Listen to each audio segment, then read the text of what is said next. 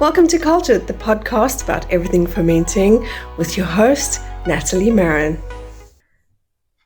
Good morning. Maybe a little bit early to be making this video, but it is what it is. The Easter weekend has just come and gone. Did you hear that? How good was that?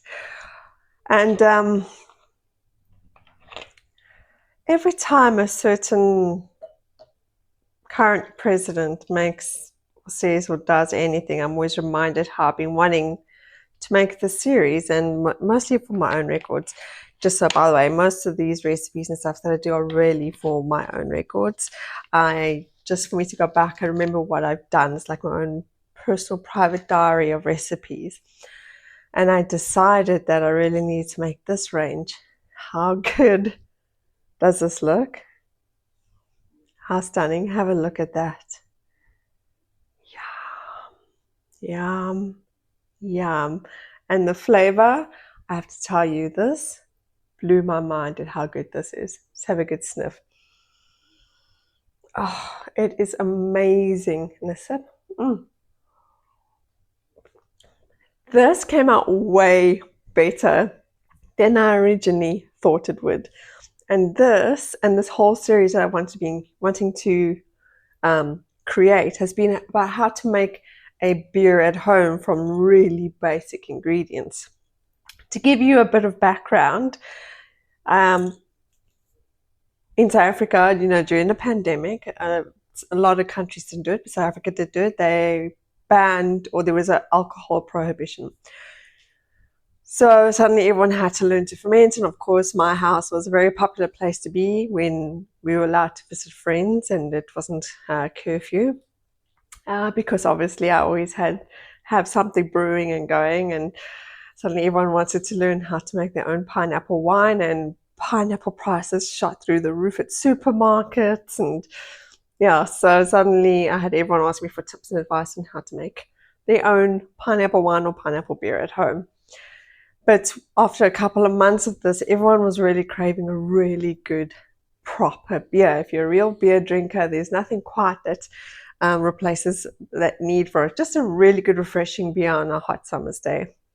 So I wanted to do some research on how you could make a beer or a beer-like product at home without going through needing all these expensive ingredients and instruments as you would in traditional beer making. If you are into traditional beer making, that is amazing. If you can get your grains and your hops and your barley and your malt and all of that, and you want to do that, by all means go ahead and do that. But for a lot of us day-to-day people, that's not quite something that we do or want to do, or necessarily have the time or funds to get into doing. So what happens if World War III does break out and we have no beer and we really just need a really good beer to help us get through the stress of having to live off of rations? The supermarkets have run dry. You can't get things delivered because it's World War III, and we're really just going through a crazy time. And the most important thing is to really feed your family. So my question I've been asking myself is, if we find ourselves in a situation where, for example, in World War II it happened, the average everyday citizen went and stood in queues for their rations, for a bowl of food at a soup kitchen. It happened. It really happened. And who's to say it won't happen again? So in a scenario where it gets really shit out there and we do find ourselves in those situations, what can we do at home to make ourselves a really good homemade beer? And this, like I said, this surprised me at how good it was. Technically, it's not a beer. It's a kvass with alcohol in. But if you really need a good beer, this is a really good starting place as a replacement. If you want to make something very simple, it's really good. It really is good. So I'm going to take you through the process now of how I did this. It's good. Okay. So I tried to use basic ingredients that we would be able to get hold of. So this is what I call a Sourdough Gruit Kvass Bier. So why sourdough, because sourdough is your wheat source. And let's face it, if we're in rations and it's the end of days or we're in the middle of a war, one of the few things you'll be able to get is flour. Even a basic wheat all-purpose flour can still make a good sourdough loaf. So if you are not into sourdough baking just yet, have a look into it. It's actually not that difficult. It's quite easy, just incredibly time consuming. But if it's end of days and that's the only way you and your family are going to get bread, it's something worth considering, is baking sourdough. Or maybe your neighbor can bake sourdough and you get the occasional slice from them, give them your dough, become a whole community thing. These things do happen. So in order to make this, you only need one slice of bread. So you're not taking a lot of bread, you're not taking a whole loaf, so you don't have to worry about taking food away from your family. It's just one slice of sourdough bread. So this recipe that I did, which is mind-blowingly good, I had one slice of sourdough bread that I toasted that was extra toasty. So like just short of being burnt. So it was really, really a good deep brown color. And I took this slice of bread and I put it in a liter of boiling water in a jug like this. But this is my follow-up experiment. So you can see there is some bread in this one. This is my next one I'm going to be giving a go. So keep following, because I'm going to let you know how this comes out in a couple of weeks' time.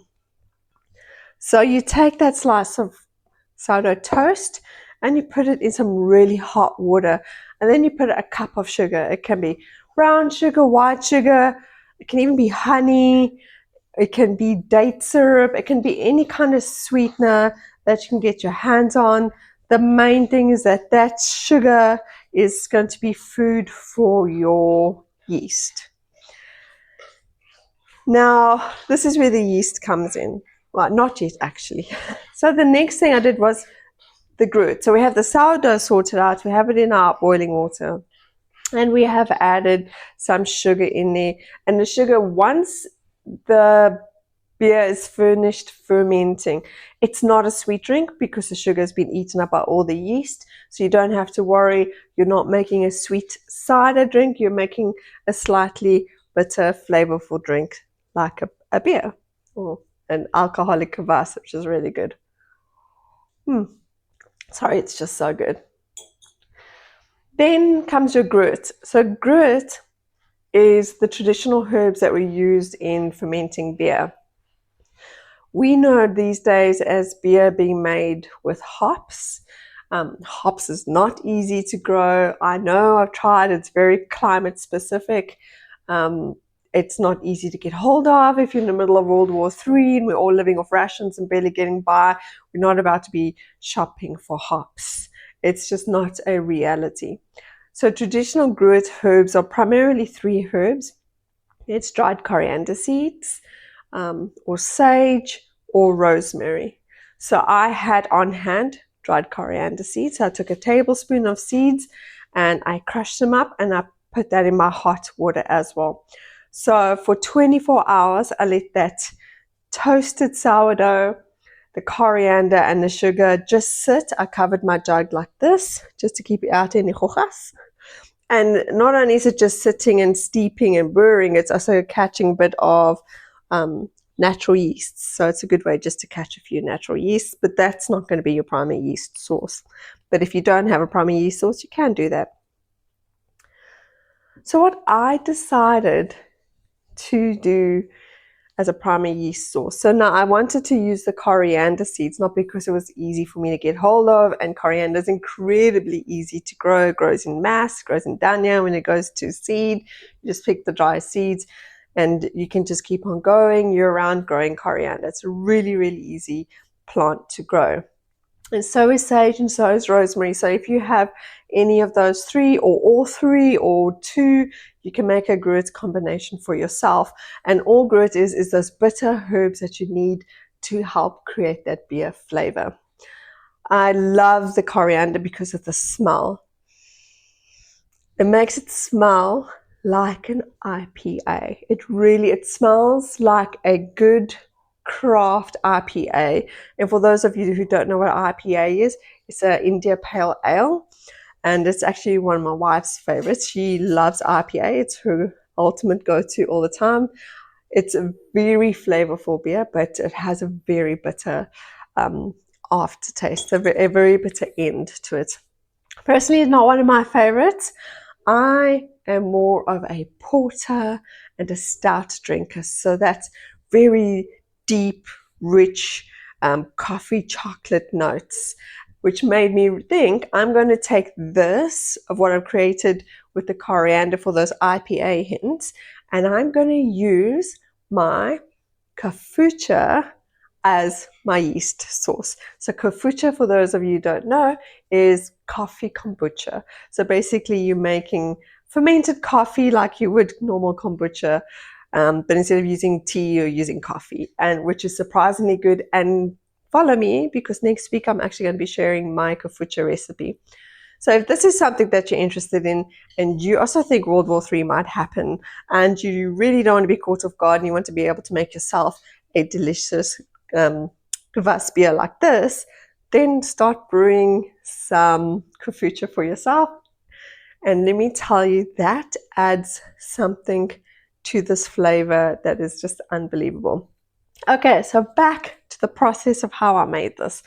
So for 24 hours in a liter of water, I added my toast, my herbs, and my sugar, and it just sat and like really seeped, and the flavor really got into that water.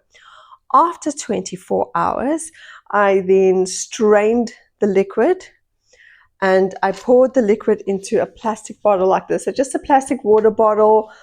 This is a 1.5 liter sparkling water bottle to get from the shops, or you can use a 2 liter cool drink bottle, but just a plastic bottle. And I'll tell you now why you specifically want a plastic bottle for this type of brewing. And I poured that in here. So I poured a liter of liquid in here. You can see it's almost done because it's so damn good. And because it's now at room temperature, it's safe for me to add the yeast without killing off the yeast. I put in 1 cup of my Koffucha, and that has all the yeast in that is needed to start consuming the sugar and making alcohol.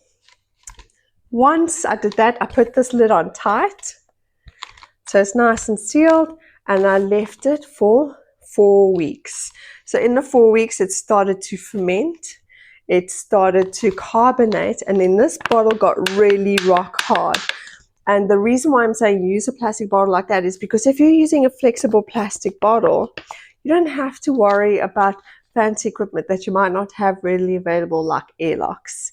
You can use it using an airlock system or a traditional brewing system if you want to, but just using a good plastic bottle that you keep sealed is good enough to keep everything inside and to have alcohol formed. So I do have a refractometer, and I did a gravity reading at the beginning, and then I did a gravity reading at the end, and I had the calculations done for that, and it turns out that after 4 weeks, this had a 4.5% ABV, and that's your alcohol volume, which isn't bad. It's not a heavy beer. It's a very light beer. Like I said, technically it's not a beer. It's a kvass with alcohol in, and kvass just means it's a fermented grain. If we want it to be a traditional beer, there's a whole other step that goes into it. So a beer means that you've added very specific amino acids, and you've used a grain mulch and amino acids to extract a liquid from that. And that's what the big difference is between a kvass and a beer. But we are actually going to go into that because I'm going to be using other rations like rice or possibly oats to do a test run on making an actual rice beer or oat beer at home during the war. And it should be fairly easy. And I'm going to take you through that process in another video. And I think I'm going to start with rice because rice really is the most likely ration we're going to be able to get if we're living off of rations. I mean, I'm not sure how freely available oats would be, or even barley. Dried barley or soup mix is another option. So we can easily make that or a combination of those. But I'm liking the idea of doing an oats one anyway, because oats is supposed to be a very creamy beer. And that's why I specifically want to try that. But back to our sourdough gruit kvass. So now you know what a gruit is, and we've gone through the basic process of making this. So after a month, I just poured it, and it is, even my wife, who is very specific about the beer she drinks, loved it. She says really good. It is really good.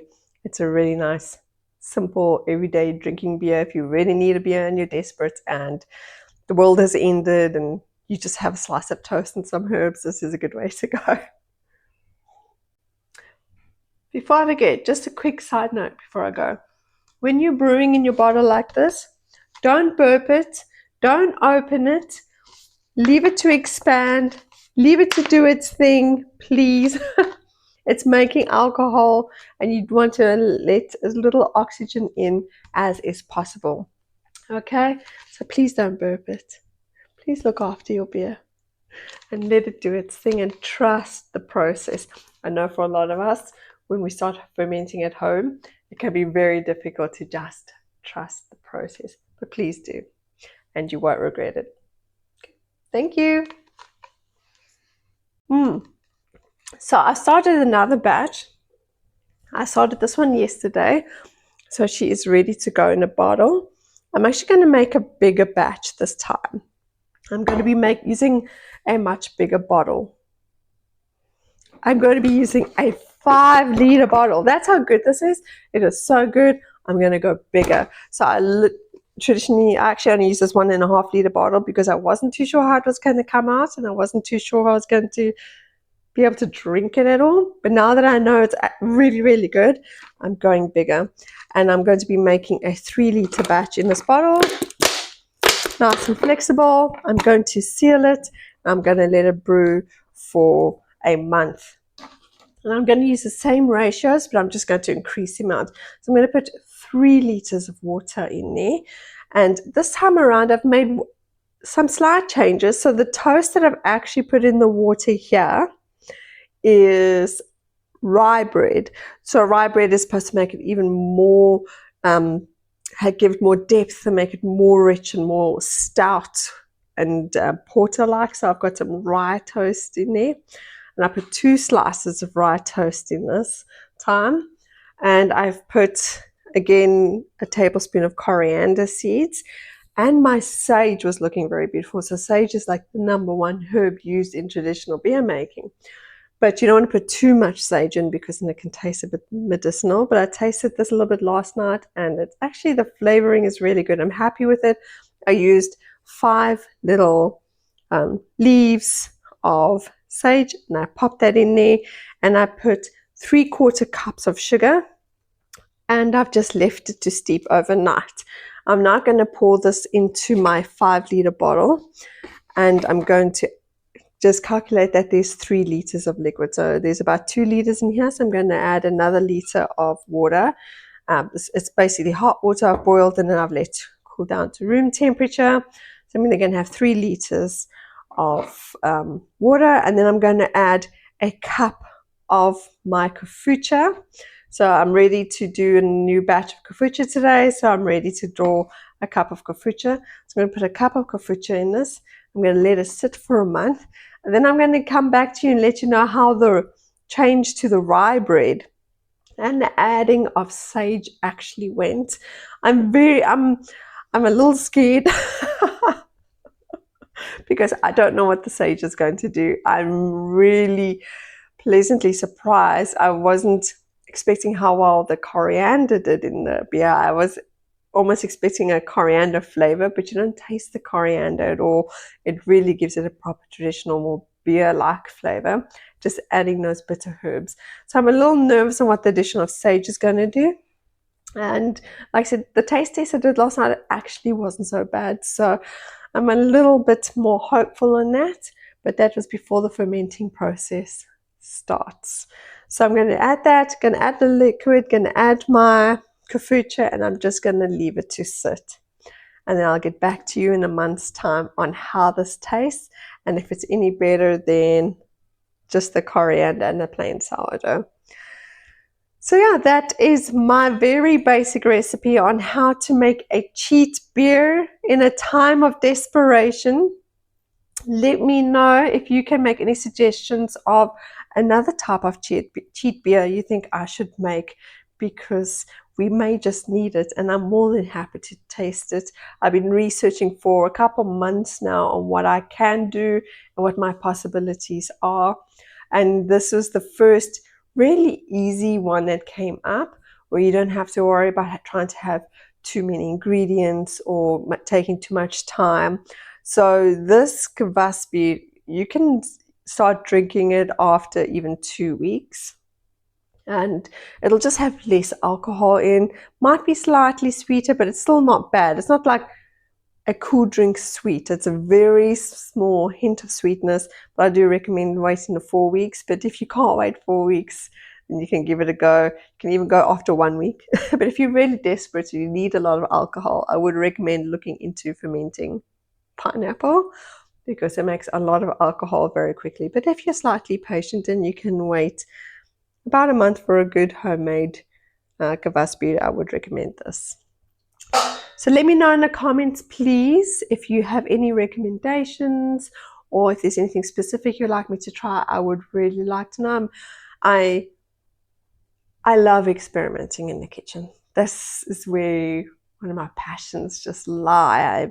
I love being a bit of a kitchen scientist, and that's the main reason why I got into fermenting all those years ago, is because the curiosity of literally using science to make something delicious happen is just one of my favorite things. It keeps my brain happy, keeps my soul happy. So if there's something specific you want to recommend that I give a try, I will definitely try. But also, if you try this recipe, give it a taste and tell me what you think of it. I love it. It's really good. I'm surprised at how good this is. Like, I could drink this as a beer regularly, which is why I'm going to a bigger batch now. Let me know in the comments. And if you think there's any other sort of potential World War III end of scenario type recipes you would like me to give a try, please let me know in the comments below. And as long as it's like vegetarian or vegan or homesteading based, I am more than happy to give it a go. And I look forward from hearing from you guys, and look forward to hearing from how your homemade end of the world beer making goes. Until next time, thank you for joining me. Goodbye.